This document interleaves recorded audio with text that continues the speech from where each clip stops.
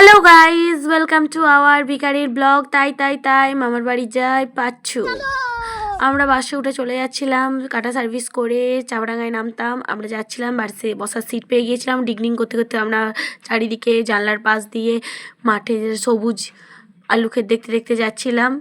সোজা আলু ক্ষেত দেখতে দেখতে আমরা কখন পৌঁছে গিয়েছিলাম চাপড়াঙ্গাতে নেমে পরের বাস ধরে নদী পেরিয়ে আমরা যাচ্ছিলাম আমার মামার বাড়ি। আগেই বলেছি আমার মামার বাড়ি 7 সমুদ্র 13 নদীর পরে অনেকটা রাস্তা আমরা জার্নি করে যাচ্ছিলাম। তারপর আমরা চলে গেলাম সোজা আরামবাগ বাস স্ট্যান্ড। আরামবাগ বাস স্ট্যান্ডে নেমে দৌড়ে ছুটে আমরা আমাদের পরের বাস ধরে নিয়েছিলাম। সেই বাসে করে চড়ে আমরা চলে গিয়েছিলাম আমাদের পরের ডেস্টিনেশন, যে হলো আমার মামার বাড়ি নিয়ার বাই বাস স্ট্যান্ড, সেটা হলো খাদিঘি। যাই হোক, এসে গেছে আমার বাণী টাটা করতে। যাই হোক, আমরা তারপর আমাদের ফেভারিট ট্রান্সপোর্ট টোটো ধরে চলে যাচ্ছিলাম। সেই টোটোতে চেপে আবার ডিঙ্গানানা করতে করতে আমরা চলে গিয়েছিলাম সোজা আমাদের ডেস্টিনেশন। তাই মামার বাড়ি যাই। এর পরের পার্টে মামার বাড়িতে যে আমরা কী করেছিলাম দেখতে হলে আমাদের পরের ব্লগ তোমাদেরকে দেখতে হবে। Tata, bye bye.